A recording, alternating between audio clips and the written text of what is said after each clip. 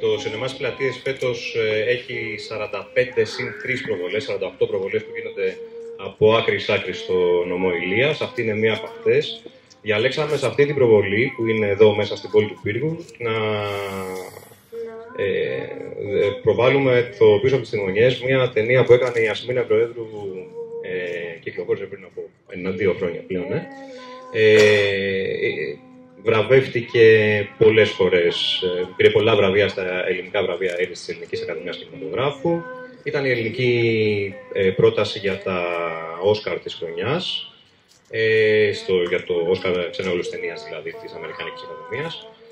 Είναι μια ταινία πέρα από τα βραβεία, εντάξει καλά είναι τα βραβεία πάντοτε βέβαια, αλλά έτσι κι αλλιώς είναι για μένα το σημαντικότερο ότι είναι μια ταινία με ένα πολύ ευαίσθητο βλέμμα πάνω στην πραγματική ζωή και πιάνοντας πάρα πολλά ζητήματα της ελληνικής περιφέρειας. Θεωρώ ότι είναι μια σημαντική ταινία να τη δούμε και να τη συζητήσουμε και γι' αυτό και η Ιασμίνα είναι εδώ μαζί μας σήμερα, για να μπορέσουμε να τη συζητήσουμε μετά το τέλος της προβολής. Θεωρώ επίσης πολύ σημαντικό ότι το κάνουμε αυτό μαζί με τη Συνεφιλία, διότι το φεστιβάλ δεν είναι εδώ μόνο για να κάνει μια εβδομάδα εκδηλώσεις το Δεκέμβριο, είναι για να κάνει πράγματα όλο τον χρόνο. Πράγμα βέβαια που δεν μπορεί να συμβεί μόνο με τη δική μας πρωτοβουλία. Είναι πάρα πολύ απλό αυτό δηλαδή. Χρειάζεται δραστηριότητα στην πόλη και θέλουμε να μπορούμε να στηρίζουμε κι εμείς τους ανθρώπους εκείνους που το κάνουν αυτό πράξη, αναλαμβάνουν δηλαδή την ευθύνη, αν θέλετε, να κάνουν πράγματα για την πόλη. Αυτό. Οπότε να δώσουμε λίγο μια στιγμή εσύ πρώτα, ως συνδιοργανωτής.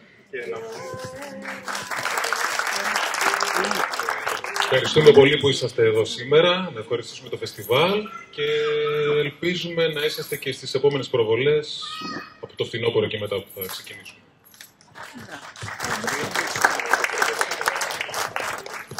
Γεια σας. Χαίρομαι πάρα πολύ που είστε εδώ. Ευχαριστώ πάρα πολύ το Φεστιβάλ της Ολυμπίας και τη Λέσχη Συνεφιλία για την πρόσκληση. Καλή προβολή και θα συζητήσουμε ό,τι θέλετε μετά.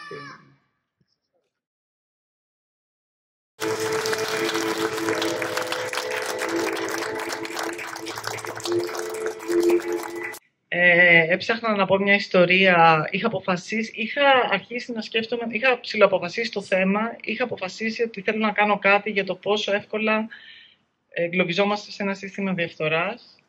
Ή με άλλα λόγια να το πω, με ποιους διαφορετικούς μηχανισμούς ένα σύστημα διαφθοράς εγκλωβίζει, αναπαράγει τον εαυτό του. Και είχα διάφορες ιδέες, είχα αποφασίσει να τοποθετήσω την ιστορία σε μια κλειστή κοινωνία, είχα αποφασίσει για το ζήτημα του συνεταιρισμού, έψαχνα τέλος πάντων την ιστορία και για τυχαίους λόγους όταν έκανα το μεταπτυχιακό μου, μια φίλη μου μίλησε για τη λίμνη Δοϊράνη, άσχετα από την ταινία, και μου είπε ότι έχει κάνει υπερκίνηση λίμνη και έχει ξερά δέντρα μέσα στο νερό κτλ. Και είδα φωτογραφίες της λίμνης και θεώρησε ότι αυτό το τοπίο θα μπορούσε να είναι κατάλληλο για την ταινία. Θα σας πω για την Ευγενία λάβδα που μπήκε στη λίμνη με μείον 10 βαθμούς Κελσίου. Γιατί, εντάξει, κάνουμε τρέλες οι σκηνοθέτες, να ξέρετε. Καλά, καλά, κολλάγανε στη λάσπη, αλλά δεν ήταν αυτό το πρόβλημα. Το πρόβλημα ήταν, από την παραγωγή μου λένε, ξέρεις κάτι, δεν μπορεί να μπει, γιατί δεν πρέπει να πεθάνει. Και λέω, ναι, εντάξει, σωστό. Και πάνε στην Ευγενία και της λένε, λέει η Ευγενία, εγώ θα μπω, και τα λοιπά, και τα λοιπά. Και μου λένε από την παραγωγή, έχεις 10 λεπτά. Δηλαδή αυτά τα 3 όνειρα πρέπει να γίνουν σε 10 λεπτά. Τα 10 λεπτά είναι απίστευτα λίγο. Το λέω, δηλαδή πρέπει να κάνεις μαγικά για να γίνει. Όλα αυτά δημιουργούν, δηλαδή βρεθήκαμε με μια χιονισμένη λίμνη, η οποία βέβαια μας δημιούργησε πρόβλημα όταν πηγαίναμε για ψάρεμα, γιατί ήταν παγωμένη η λίμνη και δεν μπορούσαν να πάνε για ψάρεμα και μπήκαν τα παιδιά της παραγωγής στη σκηνή που βρίσκουν την βάρκα πεταμένη παραδίπλα. Η λίμνη όταν πήγαμε για γύρισμα ήταν παγωμένη. Παγωμένη. Εντάξει, δεν περπατούσες πάνω, αλλά ήταν παγωμένη. Και μπήκαν τα παιδιά της παραγωγής με τα κουπιά και σπάγανε τον πάγο για να μπορέσουν να κάνουμε το γύρισμα να μην φανεί ότι είναι παγωμένη. Και μου λέγανε από την παραγωγή, Μωρέ, δεν θα μπορούσε να είναι και λίγο παγωμένη. Λέω, παιδιά, δεν θα πηγαίνανε για ψάρεμα με παγωμένη λίμνη. Δηλαδή, αφηγηματικά δεν στέκει. Δεν... Αυτό. Την ίδια στιγμή, για τις ονειρικές εκάνς, αυτό μας έδωσε ένα αποτέλεσμα εικαστικό, το οποίο και να το είχαμε παραγγείλει δεν θα μπορούσαμε να το έχουμε. Εκεί που μπαίνει και η Αναστασία μέσα κτλ. Θέλω να πω... Ναι, πω ένα παράδειγμα. Καταρχάς γυρίσαμε μέσα στον κορονοϊό. Αυτό σημαίνει ότι είχαμε κλειστά μαγαζιά. Σκεφτείτε τι σημαίνει το στήσιμο της ταινίας με κλειστά μαγαζιά. Τι σημαίνει, τι σημαίνει για τις αγορές, τι σημαίνει για τα ρούχα, τι σημαίνει πάρα πολύ δύσκολο. Χάναμε τον έναν χώρο μετά τον άλλον, λόγω και του κορονοϊού. Δεν μπορούσαμε να βρούμε δημόσιους χώρους. Έπρεπε να βρίσκουμε λύσεις.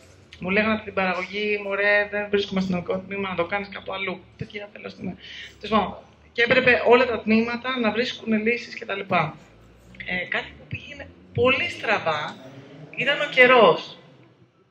Χιόνιζε όλες τις λάθος μέρες και ξέρετε στο σινεμά το γύρισμα δεν το κάνεις γραμμικά, να πεις εντάξει, αυτό χιονίζει, ξεχιονίζει κτλ. Έχεις τον ήρωα, μπαίνει, τα γκρουπάρεις σαν ένα χώρο, δηλαδή γκρουπάρεις τα γυρίσματα, σπίτι στέργιο, όλη την ταινία σπίτι στέργιο, γυρίσματα, λίμνη, όλη την ταινία λίμνη κτλ. Φανταστείτε λοιπόν, είχαμε δηλαδή Στέργιος μπαίνει στο σπίτι ηλιόλους τη μέρα, βγαίνει από το σπίτι, χιονίζει. Πώς το λύνεις αυτό? Πάρα πολύ δύσκολο. Άλλαζα το σενάριο για να μπορέσει κάπως να χωρέσει αυτό το πράγμα. Εντάξει. Συγχαρητήρια για την ταινία καταρχάς. Είναι η δεύτερη φορά που βλέπω. Αυτό που θέλω να σχολιάσω πιο πολύ είναι, εντάξει, είναι συγκλονιστική για μένα. Είναι το τέλος που βλέπουμε τη νέα κοπέλα που παίρνει τα πράγματά της και φεύγει και εκεί εγώ το αισθάνομαι ότι είναι σαν να τους ρίχνει μούτζα και φεύγει. Για μένα δεν πάει να καταθέσει, απλά φεύγει από το μέρος. Ενώ ταυτοχρόνως είναι η άλλη πίσω που για μένα καταπληκτική σκηνή που τραγουδάνε όποιος πάει στον κάτω κόσμο, δεν ξέρω να γυρνά και ρίχνουν τα πτώματα. Οπότε είναι ότι στο ίδιο μέρος θα συνεχίσει να συμβαίνει. Δηλαδή είναι δύο αντιθέσεις που το νέο πρόσωπο σηκώνεται και φεύγει, αλλά οι υπόλοιποι θα συνεχίζουν να το κάνουν. Μόνο να πω ότι όταν ένα τόσο νεαρό άτομο μπορεί να σκέφτεται με αυτόν τον τρόπο, να περιγράφει με αυτόν τον τρόπο, αυτό με κάνει να πιστεύω ότι υπάρχει ελπίδα. Ευχαριστούμε πολύ. Συγχαρητήρια και από μένα. Εγώ αυτό που θέλω να πω στο τεχνικό μέρος, αλλά αυτό που αισθάνθηκα, είναι που αναδείξατε πάρα πολύ ωραία την υποκρισία της Αγίας Ελληνικής οικογένειας.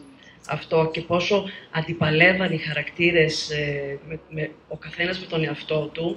Δηλαδή όλοι μας έχουμε ένα κακό και ένα καλό εαυτό. Και έβλεπες, ας πούμε, το Στέργιο που ενώ εκεί που φανταζόσου έδειχνε ότι ήταν ένας άνθρωπος που πάλευε τον κακό του εαυτό, τελικά ο κακός εαυτός νικούσε. Αλλά και πάλι δεν ήσουν σίγουρος αυτό που είπατε. Δηλαδή είχαν όλοι να δείξουν ένα καλό και πάλευαν. Η χριστιανή μαμά που ήταν χριστιανή, αλλά μια εκκλησία που δεν έδινε πραγματικά το πραγματικό μήνυμα του χριστιανισμού. Πάλευαν δηλαδή μεταξύ τους οι χαρακτήρες και αυτό το αναδείξατε πάρα πολύ ωραία και συγχαρητήρια. Απλά θέλω να πω ότι η ταινία ήταν μια γραφιά στο στομάχι. Εμένα δηλαδή με συγκλώνησε. Γιατί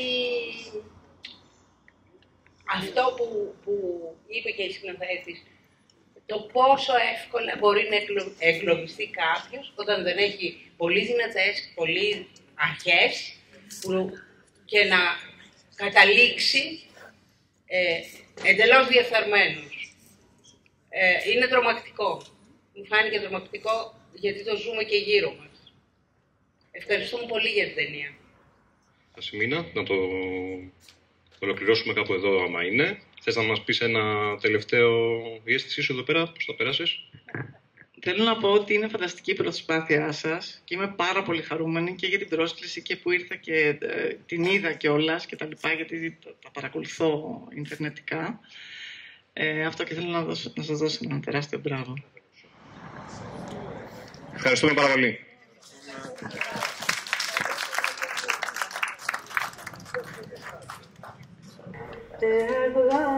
Αυγάν μου